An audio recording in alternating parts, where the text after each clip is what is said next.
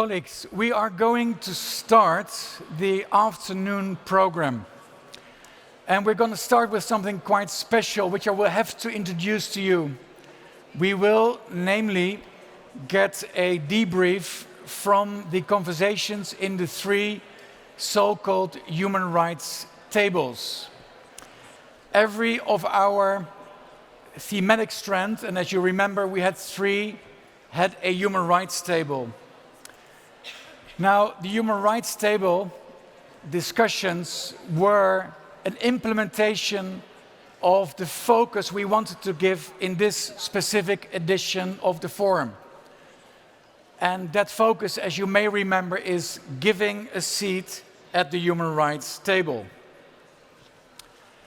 That is a metaphor, meaning we need to invite non-traditional human rights actors from the world of business, tech, finance, sports, arts, culture, entertainment, religion, faith, to come together, to join in the human rights tent and to jointly discuss how we can strengthen the protection and promotion of human rights.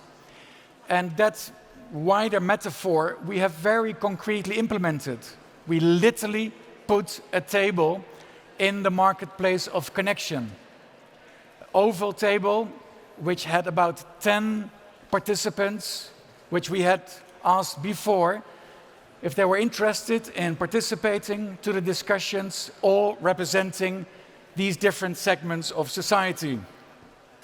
Now, as we are under friends, I will be brutally honest with you. When we were developing the concept, we were aware that this could become tokenist, that it could become difficult to have meaningful discussions. But of course, we did everything we could in order to ensure that this would not be the case.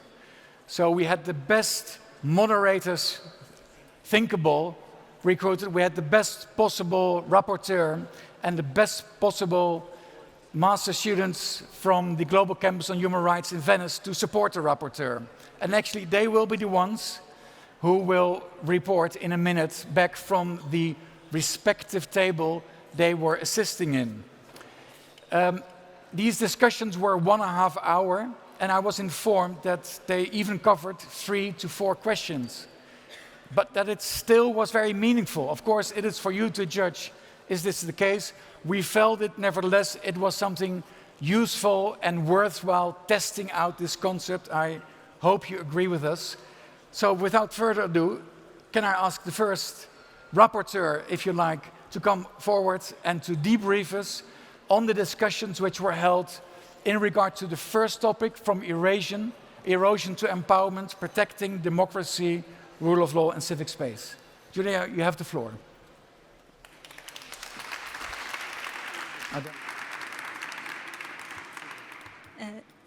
Thank you so much. Thank you, Friso. It's wonderful to be here, wonderful to speak to such a crowd. We enumerate 3 the most important key elements of the discussion. First is communicating human rights. We believe that although we do live in the world that is very threatening, we would like to focus on the narratives that is hope-based, that communicates the narratives of progress rather than failure. The second will be the engaging with people's fears. We believe that people are really afraid these days. They are afraid of economy. They are afraid of their identity being shredded. And if we want to engage with what they're scared of, we're leaving a room for other people to do so. And the third one is methodological flexibility, is what this whole panel has been about, really. It's about bringing different people to the table. It's about engaging and discussing human rights from different perspectives, from perspective of business, of civic space, and it's also about funding. Civic space especially needs funding very much, needs a funding that is based on mission rather than project. Thank you so much.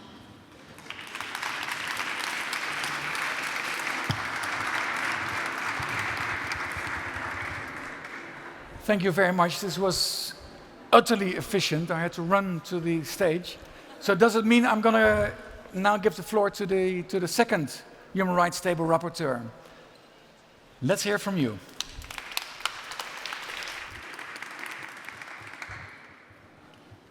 Hello, good afternoon. I'm Chiara. I'm also a student, and I'm presenting the Human Rights Table number 2. We had the topic on shaping a socially and environmentally sustainable Europe. 3 key topics stood out during our conversation. Those were participation, the rule of law, and the role of businesses. Let's start with participation. The speakers highlighted the pre-existing power imbalances due to structural discrimination, which results in a lack of participation and the access thereof.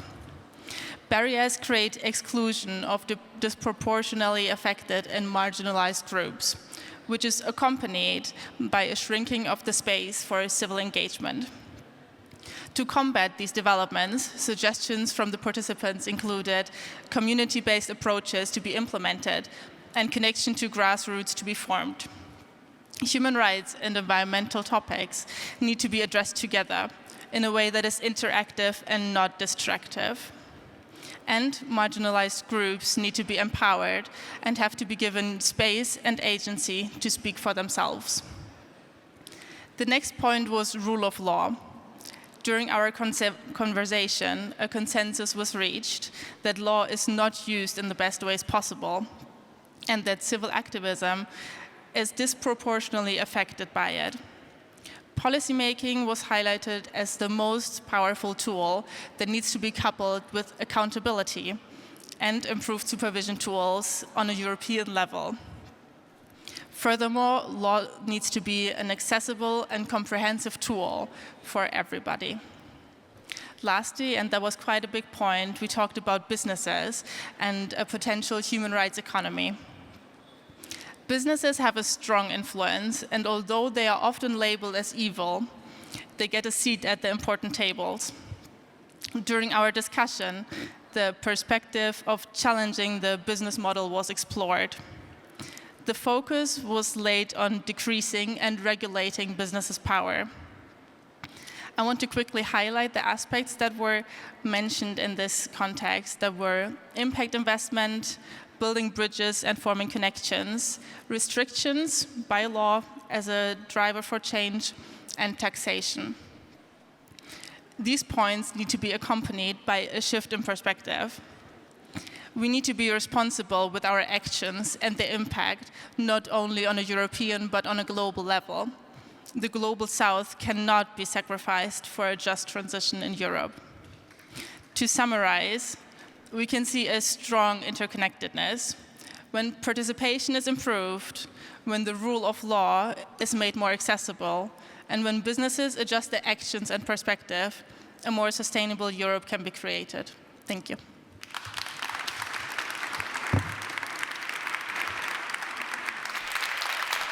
Thank you so much, Chiara Mongiello.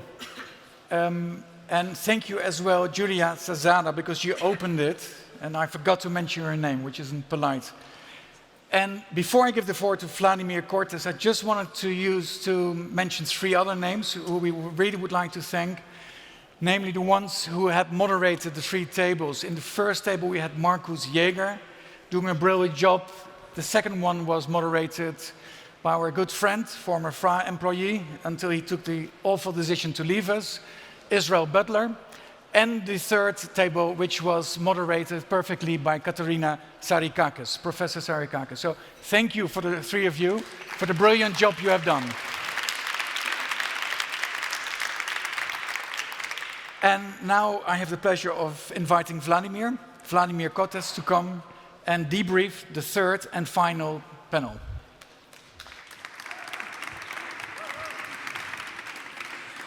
Hi everyone, I'm Vladimir Cortes, a master's student in Human Rights and Democratization from the Global Campus of Human Rights. I'm going to share some of the reflections and results from the third table, Code to Conscience, Ensuring Rights Compliant Digitalization. So for the first point, there was recognized that there was a proliferation of instruments with pre-existing standards and the new ones that are creating an even more complex regulatory landscape in which it becomes easier for companies and governments to pick and choose approach. In that sense, we need much more coordination and coherence. It is important also to remember that those old standards are key elements in making governments and companies accountable. As someone mentioned, because of the Chatham rules, we have to remember that states are under obligation. And that there are also a risk that governments and companies will, from this framework of pick and choose standards, the challenge then is to create this more clarity and coherence that will make also allowing the accountability. Without that clarity, it is impossible to make states and companies accountable. For the second point, there was a reflection around defining responsibilities. Companies tend to put the onus on individuals to make choices about their own privacy and security, but they are no match for big tech. Civic education is important, but it shouldn't be considered as a substitute for regulation, which must be based on processes that are meaningfully inclusive. Education, digital, and algorithmic literacy are key components. And education for the youth, the elderly, the groups in a situation of vulnerability. However, as mentioned before, education shouldn't be a substitute for state regulation and a response to transfer the responsibility to the citizens. Companies and states have to be responsible. And when thinking of inclusiveness, this has to be meaningful and not just a ticking box process. Finally, the role of human rights. There is a dual role of human rights in setting vision and restraining potential harm. So there is room to be idealist and also pragmatic, recognizing the growing influence of security paradigm in public policy. Human rights should embrace their idealist role, the world we want to create, while balancing the harder edge when the world is getting into securitization and militarization. Thank you so much.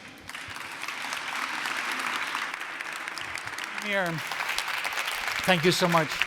Thank you so much, Vladimir, Chiara, and Julia, for your incredibly informative and efficient reporting back. I will not reveal my generation, let's keep it to X. But I know the conferences in the old bad days when reporting back from working groups took hours. It was awful. So I very much prefer this because I think it still had a lot of content and efficiency. Thank you so much. Thank you, Global Campaign for Human Rights. Thank you, Orla and George, for all the work you have done. Also, thank you, because I see in there David Griffith, who was our rapporteur officiel, and you will see the fruits of his work later. Nicole will tell you a little bit more later about what we can expect and when.